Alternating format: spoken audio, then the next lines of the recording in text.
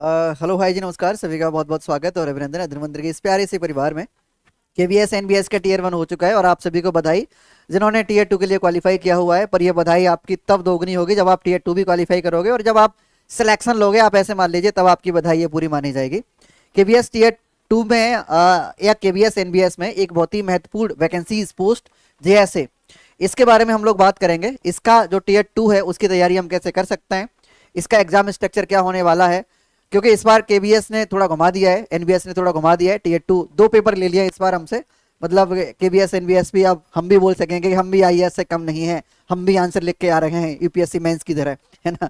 तो ये हमारा दो तरह से होने वाला है। इसमें एक ओएमआर क्वेश्चंस रहेंगे और दूसरा जो पार्ट होगा वो डिस्क्रिप्टिव वाला पार्ट रहेगा, उसमें हमें आंसर्स लिखने होंगे। कैसे क्या पैटर्न रहेगा वो देख लेते हैं। इस बार ठीक ठाक वैकेंसीज केवीएस एनबीएस दोनों में जेएसए की हैं। इसमें विशेष तौर पर कंप्यूटर पर थोड़ा ज्यादा जोर दिया जा रहा है। कंप्यूटर की कैसे तैयारी कर सकते हो उसके लिए भी हमारे पास पूरा फुल प्रूफ प्लान है 20 दिन का। तो 20 दिन की क्या स्ट्रेटेजी होगी, 20 दिन में क्या क्या क्लासेस आपको मिलेंगी, कैसे एक अच्छी रणनीति बना के आप इस पूरे पेपर को क्वालिफाई कर पाओगे, सारी बातें हम लोग इस वीडियो में करने वाले हैं। देखो, टायर 1 आपने क्वालिफाई कर लिया, अब टायर 2 की बात आती है। टायर 2 में आपका सब्जेक्ट एग्जामिनेशन रहेगा और ये मोड जो रहेगा पेपर का वो पेन और पेपर रहेगा। इसमें दो तरह के क्वेश्चंस आपसे पूछे जाएंगे, एक ओएमआर और दूसरे डिस्क्रिप्टिव।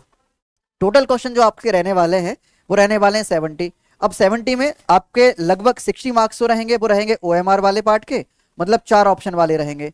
और 10 क्वेश्चन आपसे पूछे जाएंगे डिस्क्रिप्टिव वाले, और एक क्वेश्चन रहेगा 4 नंबर का। एक क्वेश्चन कितने का रहेगा, 4 नंबर का। तो कुल मिलाकर 4 × 10 40 नंबर का ये डिस्क्रिप्टिव वाला पार्ट हो जाता है, बहुत ही महत्वपूर्ण भूमिका निभाता है। ठीक है, ये बात यहाँ पे लिखी हुई भी है तो आप ये समझ सकते हो। ऑब्जेक्टिव जो रहेंगे वो 60, मतलब एक नंबर का एक क्वेश्चन तो 60 नंबर रहेंगे। और डिस्क्रिप्टिव 10 क्वेश्चन पूछे जाएंगे, 4 नंबर का एक क्वेश्चन तो 40 नंबर यहाँ पे बनेंगे।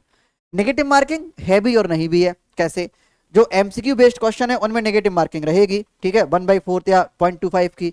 बाकी जो डिस्क्रिप्टिव टाइप के जो क्वेश्चन होंगे उनमें कोई नेगेटिव मार्किंग हमारी नहीं रहने वाली है।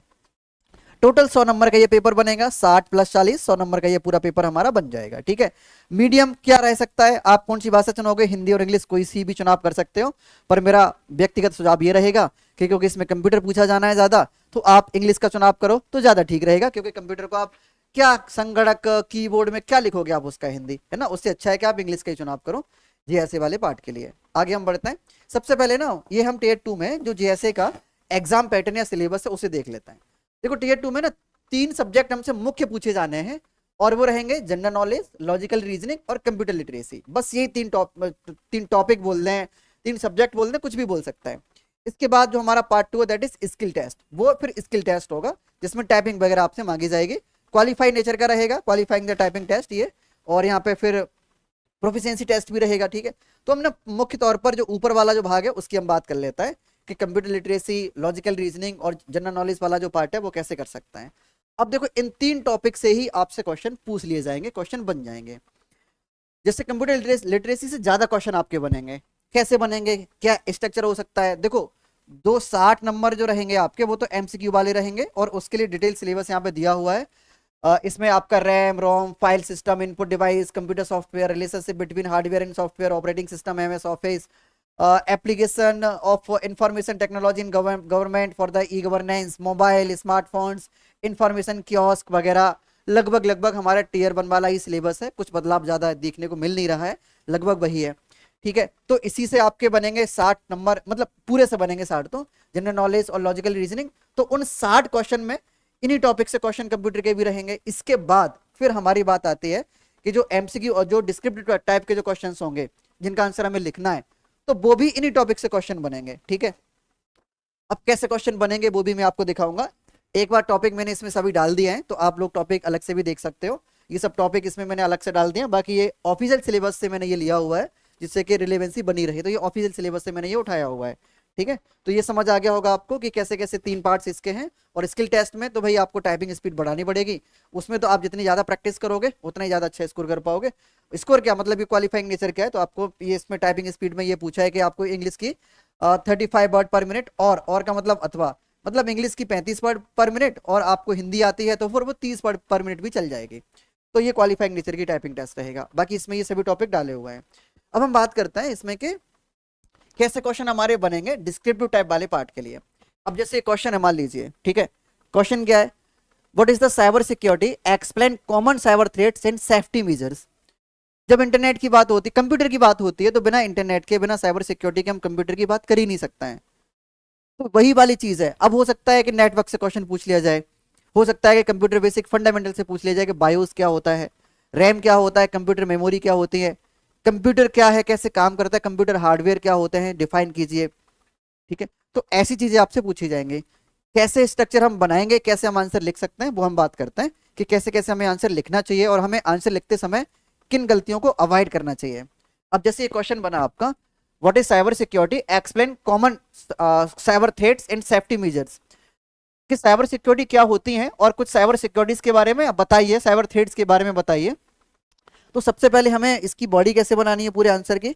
सबसे पहले हमें क्या करना है, डेफिनेशन लिखनी है। हमें जो भी हमसे पूछा जा रहा है उसकी डेफिनेशन, मतलब उसे डिफाइन करना है। पहले बताएंगे ना भैया कि होता क्या है, तो सबसे पहले हम डेफिनेशन लिखेंगे, सबसे पहले हम डिफाइन करेंगे उसे कि साइबर सिक्योरिटी क्या होती है। या नेटवर्क होता है तो हम नेटवर्क को डिफाइन कर रहे होते हैं कि नेटवर्क क्या होता है, व्हाट इज नेटवर्क, वो डिफाइन कर रहे होते हैं। कुछ और होता है तो वो डिफाइन कर रहे होते हैं। तो सबसे पहले उसे हम डिफाइन करेंगे कि ये चीज क्या होती है। तो आप इसका जो डेफिनेशन है, इंट्रोडक्शन है, वो ज्यादा से ज्यादा 2 से 3 लाइन में या मैक्स मैक्स 5 लाइन में आप लिखिएगा। ज्यादा बड़ा नहीं करना है, मतलब पूरा हमें ये निबंध नहीं बना देना है, ऐसे नहीं बना देना है। इसके बाद हम इसके कुछ की पॉइंट्स लिखेंगे। तो हमने पहले 1 लाइन में, 2 लाइन में, 3 लाइन में डिफाइन कर दिया कि साइबर सिक्योरिटी क्या होती है। उसके बाद हम कुछ इसके की पॉइंट्स लिखेंगे। अब की पॉइंट्स में हम लिख सकते हैं कुछ कॉमन साइबर थ्रेट्स क्या होते हैं जो आज के टाइम पर हमें देखने को मिलते हैं, कि फिशिंग क्या होती है, मॉलवेयर क्या होता है, रैंसमवेयर क्या होता है। ठीक है, तो ये सब इसके बारे में हम लिख सकते हैं। आगे हम इसमें क्या करें, जब हमने सब कुछ बता दिया, डिफाइन कर दिया, की पॉइंट्स लिख दिए, तो अगर हमारे क्वेश्चन में, अगर हमारे लिए डायग्राम संभव है, पॉसिबल है, तो डायग्राम बना दें। पर सबका डायग्राम नहीं बन सकता है। अब जैसे यहाँ पे ना कंप्यूटर में पूछ लिया जाए कि आईपीओ सिस्टम क्या होता है, इनपुट प्रोसेस आउटपुट क्या होता है, तो इसका डायग्राम बना के हम समझा सकते हैं। लेकिन साइबर थ्रेड का डायग्राम कैसे बनाएंगे, चोर को थोड़ा ना बना देंगे, या हम वो नहीं आता कैब वाला आता है, वो जो साइबर हैक कर रहा होता है, हैकर जो होता है, तो वो तो नहीं बना सकते भाई। तो इतना आसान नहीं। लेकिन हम क्या कर सकते हैं, क्रिएटिव कर सकते हैं इसे। कैसे कर सकते हैं क्रिएटिव, हम एक फ्लो चार्ट बना दें। फ्लो चार्ट का मतलब ये होता है कि हम उसमें ना एक चार्ट बना दें, उसमें सब की पॉइंट्स लिख दें।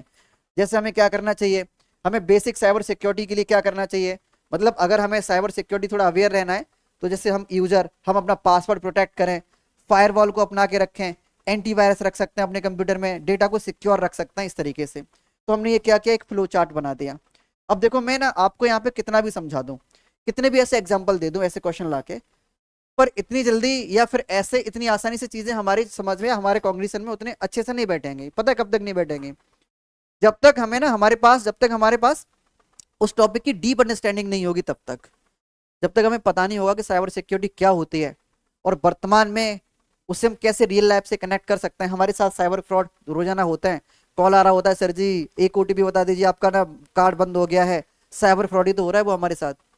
तो जब तक हमें पता नहीं लगेगा, या जब तक हमारे पास किसी भी टॉपिक की डीप अंडरस्टैंडिंग नहीं होगी, तब तक हम उस क्वेश्चन का आंसर अच्छे से एक्सप्लेन नहीं कर सकते।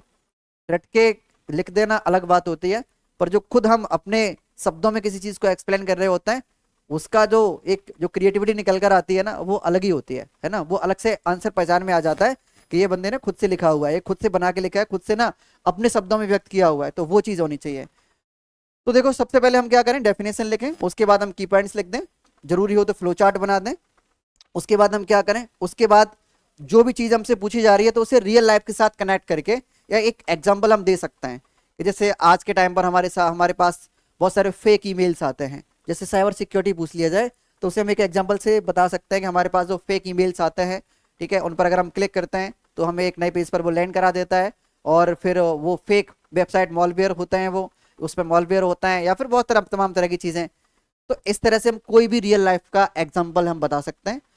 हम एग्जाम्पल जरूर दें, अगर संभव हो, पॉसिबल हो, तो हम एग्जाम्पल जरूर दें। और अंत में हम एक कंक्लूजन लिख दें, मतलब एक एक कंक्लूजन लिखें और उसमें हम बताएं क्या, जैसे अभी यही टॉपिक है साइबर सिक्योरिटी वाला, तो इसका कंक्लूजन कैसे लिख सकते हैं। इसका हम कंक्लूजन लिख सकते हैं कि सुरक्षित डिजिटल कार्य हेतु साइबर सुरक्षा अत्यंत आवश्यक है। मतलब अंत में हम ये निष्कर्ष निकाल के लिख दें कि अगर हमें अपने डेटा को सुरक्षित करना है तो हमें साइबर सिक्योरिटी अपनानी पड़ेगी, या इसके बारे में जागरूक होना बहुत आवश्यक है। तो इस तरीके से हमने ये कंक्लूजन भी लिख दिया। इस तरह से हम जितने भी हमारे क्वेश्चंस होंगे उनका हम एक बॉडी या क्वेश्चन का स्ट्रक्चर बना सकते हैं। अब एक छोटी सी वीडियो में, 20 मिनट की वीडियो में, 10 मिनट की वीडियो में 10 क्वेश्चन का प्रैक्टिस नहीं कराया जा सकता, या 10 क्वेश्चन के एग्जांपल्स नहीं बताए जा सकते। ये सिर्फ एक क्वेश्चन मैंने लिया हुआ एक टॉपिक का आपको बताने के लिए कि हमें कैसे कैसे हमें ये अपने आंसर का ना स्ट्रक्चर बनाना है। देखो कुछ चीजें हैं जो मैंने कुछ पुरानी वीडियो में बता रखी हैं। इससे पहले मैंने ईवीएस की वीडियो बनाई हुई है, उसमें भी कुछ चीजें आपको मिल जाएंगी कि हमें एग्जाम के टाइम पर या क्वेश्चन का आंसर लिखते समय क्या क्या नहीं करना चाहिए, किस चीज का बचाव करना चाहिए। सबसे पहले तो आप ध्यान रखो, ज्यादा एक्स्ट्रा कंटेंट लिखने की कोशिश बिल्कुल मत करो, ठीक है। दूसरा, हमें अवॉइड लॉन्ग अनस्ट्रक्चर्ड पैराग्राफ, बड़े बड़े पैराग्राफ लिखने से बचो और अनस्ट्रक्चर्ड पैराग्राफ लिखने से बचो। ऐसा नहीं है कि कोई एकदम आपके इंटरेस्ट वाला टॉपिक मिल गया तो उस पर बस लिखने बैठ जाओ, बोले आज तो इसे इसकी कहानी खत्म कर दूंगा, और यही समझना है कि 2 लाइन पहले मैंने क्या लिखा था, 2 लाइन बाद क्या लिखा जा रहा है, तो ये समझना है। तो उससे हमें बचना है। अनस्ट्रक्चर्ड पैराग्राफ नहीं लिखना है। हमें ज्यादा सिर्फ थ्योरी नहीं लिखनी है, एग्जाम्पल्स हमें जरूर देना है, उसके एप्लीकेशंस भी हम दे सकते हैं। एप्लीकेशंस मतलब उसके अनुप्रयोग कि हमारी लाइफ में क्या उसके अनुप्रयोग हैं। इसके अलावा ये मैंने आपको बता दिया। तीसरा पॉइंट देखो कि ना हमें अंडरलाइन जरूर करना है, कुछ की पॉइंट्स, कुछ की वर्ड्स जो लगे कि ये जरूरी है उन्हें अंडरलाइन कर दो, ठीक है। और बिना एग्जाम्पल के सिर्फ थ्योरी लिखने से बचें। और अंत में सबसे महत्वपूर्ण बात यह है कि किसी भी क्वेश्चन को लेकर ना बैठ जाएं कि आज तो इसकी पूरी कहानी खत्म कर दूंगा, बोले आज तो इंटरनेट साइबर सिक्योरिटी का क्वेश्चन मुझे मिल गया है और आज तो 2 घंटे में ना पूरी कहानी खत्म करूंगा इसकी, 2 घंटे 3 पेज पर लिखता हूँ इसे बढ़िया से, जिससे कि एग्जामिनर खुश हो जाएंगे। वो खुश नहीं होंगे, ठीक है, आप ही उल्टे अपना टाइम वेस्ट कर दे रहे होगे वहां पे। तो एक ही क्वेश्चन पर do not spend too much time on one answer, इतने बड़े भी नहीं लिखने बैठ जाना है जिससे कि पूरा टाइम आपका उसी में निकल जाए, 2-4 क्वेश्चन में निकल जाए, ठीक है। 10 क्वेश्चन के आंसर आपको लिखने होंगे, तो उस हिसाब से हमें टाइम मैनेजमेंट करके चलना है। तो ये कुछ चीजें हम अपना सकते हैं, कुछ चीजें जो हम अवॉइड कर सकते हैं। इसकी अच्छी तैयारी कैसे होगी, 20 दिन का हमारे पास समय बचा हुआ है। इसकी एक अच्छी तैयारी के लिए आप हमारे साथ अध्ययन मंत्र मैन यूट्यूब चैनल पर जुड़े रहिएगा। वहां मैं आपके लिए कंप्यूटर की क्लासेस लेकर आ रहा हूँ, ठीक है। 2 क्लास एक वीक में आपको मिलेंगे, जहाँ एमसीक्यू प्लस इसके साथ ही साथ जो डिस्क्रिप्टिव टाइप वाले जो क्वेश्चन रहेंगे उनके आंसर हम कैसे लिख सकते हैं वो भी हम बात करेंगे उसमें, ठीक है। बाकी आप हमारी ये बुक्स ले सकते हो, अगर आप किसी और सेगमेंट में अगर आप हो, ठीक है, केवीएस एनबीएस में अगर आप हो तो आप बुक्स ले सकते हो, प्रेफर आप बुक्स कर सकते हो, ठीक है। ये केवीएस एनबीएस के लिए पूरी तरह से किताबें आप सबके लिए बनाई गई हैं। बाकी अध्ययन मंत्र मैन यूट्यूब चैनल पर जिस पर आप ये वीडियो देख रहे हो वह सभी क्लासेस आपकी रेगुलर चलने वाली हैं। बाकी आप हमारे साथ बैच में जुड़ना चाहते हो, जैसे आप केवीएस में टीजीटी पीजीटी की तैयारी कर रहे हो, मतलब वो भी आपने फॉर्म भरा था, या फिर आप एनबीएस केवीएस कोई भी सेगमेंट पीआरटी वाला अगर आपका था तो वो भी सबके लिए बैच हमारा पहले से चल रहा है, तो आप उसमें जुड़ सकते हो, उसमें क्लासेस भी चल रही हैं। और इसकी और अच्छी तैयारी के लिए एमसीक्यू प्लस डिस्क्रिप्टिव दोनों तरह के मैं क्वेश्चन आंसर आपके लिए लेकर आने वाला हूं। वीक में 2 क्लास आपको मिलने वाली हैं। बाकी आपके कोई और भी सुझाव हैं आप इस वीडियो के कमेंट सेक्शन में कमेंट कर सकते हो, और हम मिलेंगे अब क्लास में। ये वीडियो देखने के लिए धन्यवाद एंड थैंक यू।